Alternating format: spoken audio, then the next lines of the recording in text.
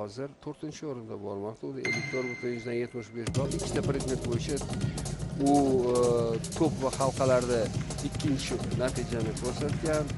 Birinchi o'rinda Marina Borisova, u ham Rossiyadan, faqat Rossiya bayrog'i ostida chiqmayapti. U demak Bulava va tasmalarda birinchi o'rinni egallagan, 56,95 ball.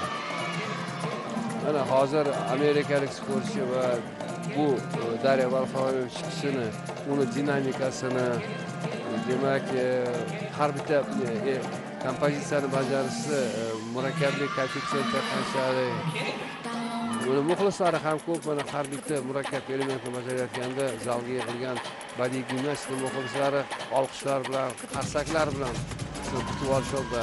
2, 3, 4, 5, 6 vertikal shpagatda muvozanatni yo'qotmasdan.